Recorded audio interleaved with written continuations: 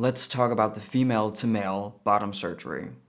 So there are different types of bottom surgeries for trans men, and the one I want to talk about today is called phalloplasty. Surgeons typically use skin, fat, nerves, and blood vessels taken from a donor side of the patient's body, such as the forearm, thigh, or abdomen, to construct the penis.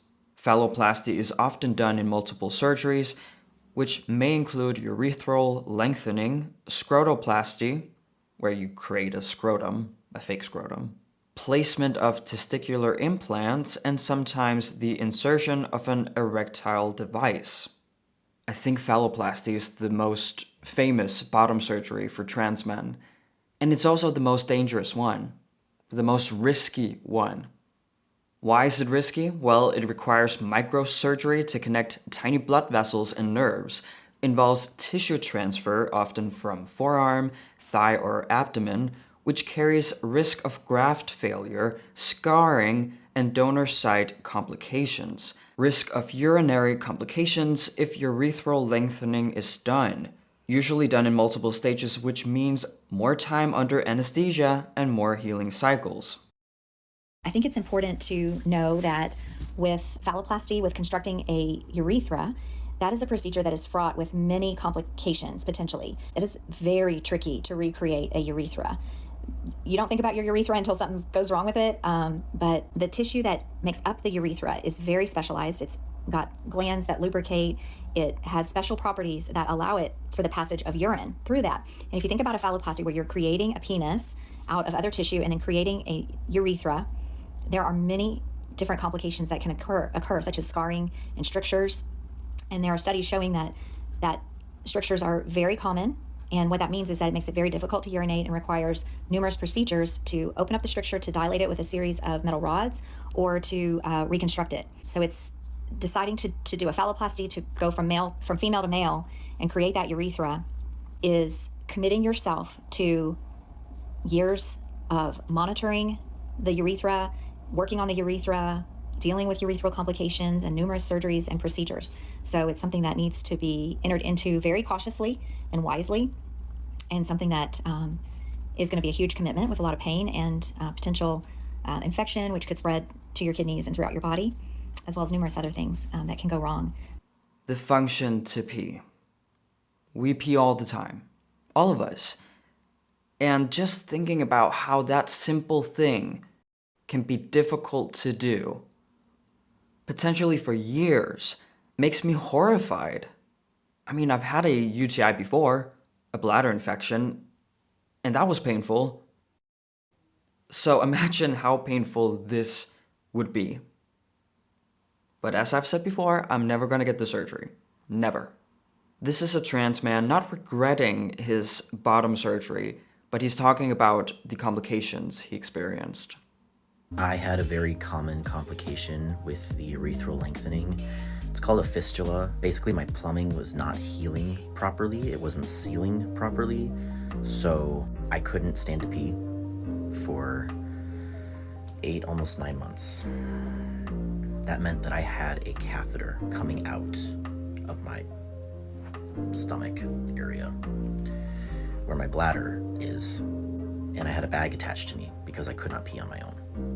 That complication is very, very common, but I was one of the few people where it lasted way longer than it should have because my body just wasn't healing properly. So I did need a couple extra surgeries to fix it. It got fixed, we're all good now. When I finally was able to stand to pee, oh my gosh, crying over the toilet, so happy, so relieved. I'll never take it for granted, ever. But while I was in that stage of recovery, while I was waiting, every time Dr. Chen would tell me, okay, now's the time, let's go try peeing, go try it out, see if it works, let's see if everything's healed enough. I don't know if you understand how acidic. It was very painful. It burned a lot because it wasn't sealed properly. You can tell how traumatic this was for him. And I know he's happy now. I'm happy for him. I'm glad he's happy. But you can tell that little pause. You know, he had a flashback. Or when he thought about how it was, how painful it was, he was like,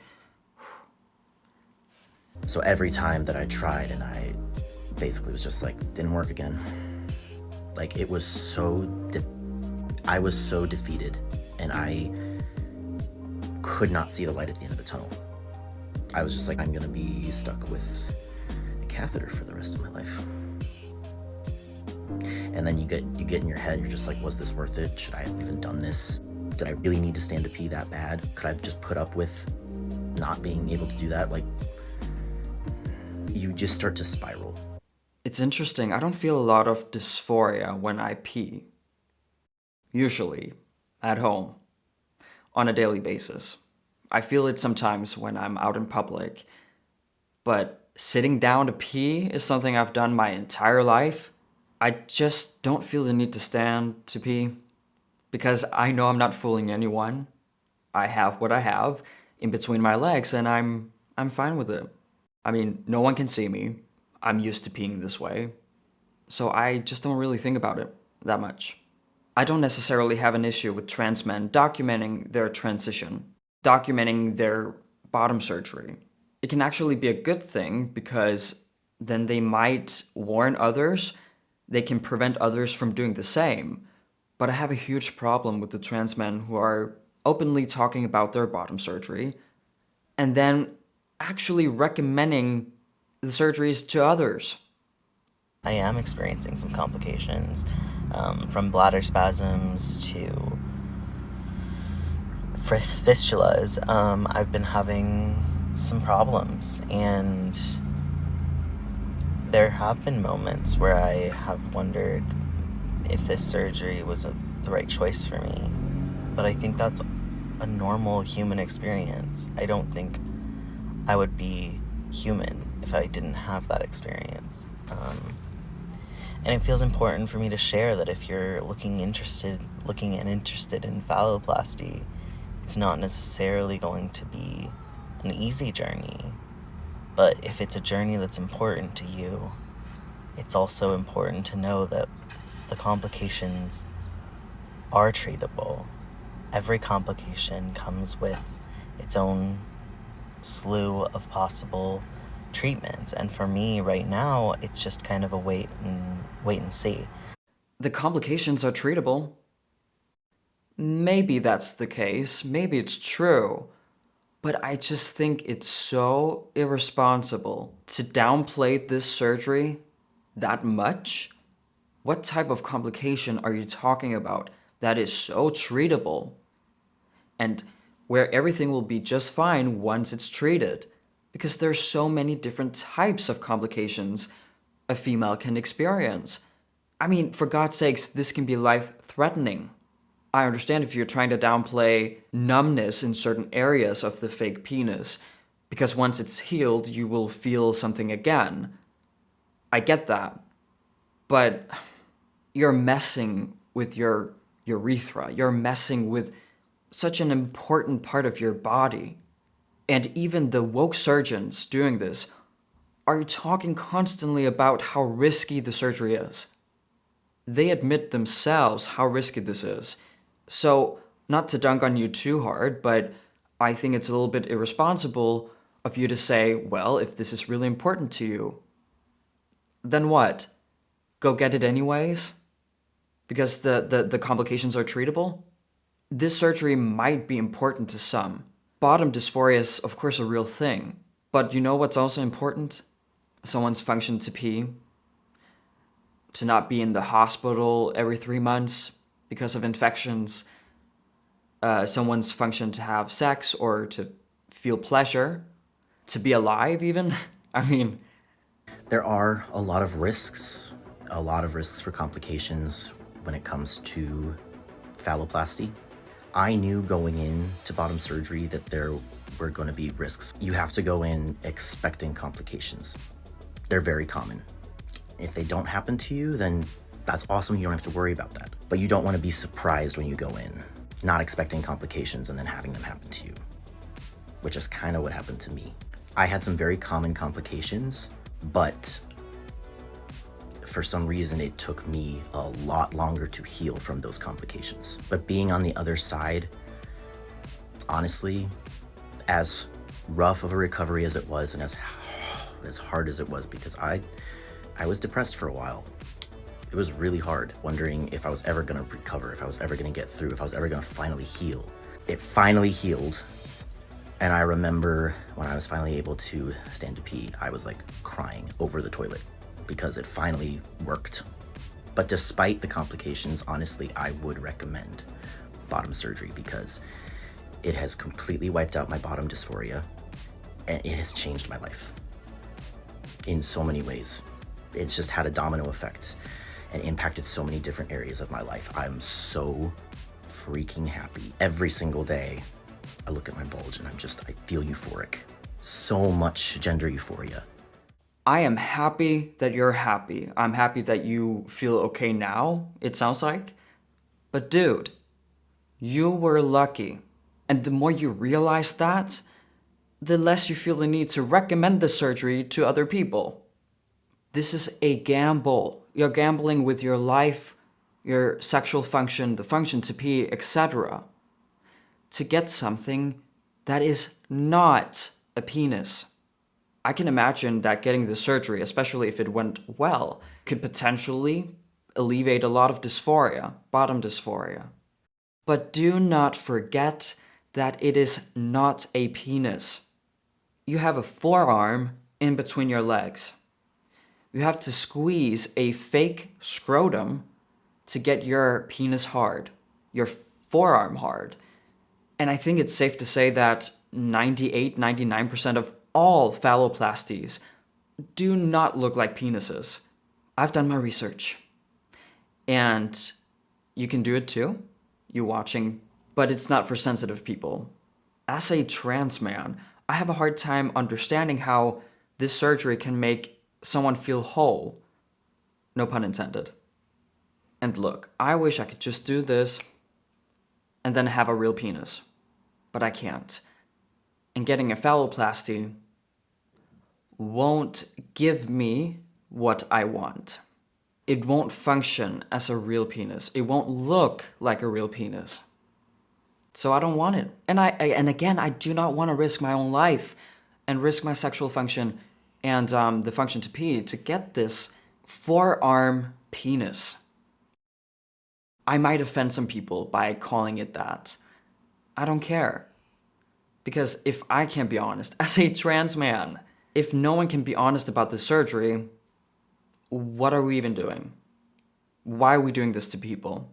If it's so taboo to just call it what it is, then we can't do the surgery. It shouldn't be a thing then. And as I said, I think it's extremely irresponsible for a post-op trans man to recommend the surgery to other people. Because it doesn't matter that you're happy with the results after I don't know how many years when it's fully healed, I guess. It doesn't matter if the surgery alleviated some dysphoria. You can talk about your own experience, of course, but don't go out and say, do it. Do the same thing as me. I'm not going to sugarcoat it. It's not easy to work on accepting your genitals as a trans person. It's not easy. It requires a lot of work, a lot of patience, but it's definitely worth it. And I think it's the right thing to do. I'm against the phalloplasty. I'm against trans men's bottom surgeries. I am. It's simply too risky and the results are not great. I've seen pictures, a lot of pictures, and they have basically all been pictures of the surgery 2 or even 5 years post-op. It does not look good. I don't know if it's just me, but it looks like the fake penises are dead. It looks like a dead thing that has been attached on someone's body, and it's scary. The last thing I want to say goes out to the trans men who've had the surgery. Did it truly alleviate the bottom dysphoria, the gender dysphoria? Did it? I'm just wondering because you didn't get a real penis. You didn't change your biology. And doesn't that reality check hurt when it hits you from time to time, if not every single day? Because if I were in that situation, I would feel a lot of distress when being reminded of what I will never be. And since I haven't changed my genitals, I think it's way easier for me to cope. and to live with that fact, that I will never be a male, because I haven't even tried to change my genitals. Does that make sense? Since the beginning of my transition, I have focused entirely on passing, on looking like a man. So people register me as a man out there in society, and also when I look at myself in the mirror, changing my genitals won't help me pass more, because most people can't see them. And since the beginning of my transition, I have tried to accept my genitals as they are. It has been a hard journey, a long journey, but I'm really comfortable in my own skin. I like my body, if not love it. And no, my life is not perfect, my body's not perfect, but I'm doing good. And if I were a trans influencer like some of the people I've shown you today, I would always advocate for accepting your genitals as they are before getting surgery, and also do not get the surgery. I seriously am against it. Thank you so much for watching this video. If you want to see more content like this, remember to hit subscribe and the notification bell. As always, let me know what you think. I cannot wait to read your comments down below. Peace out.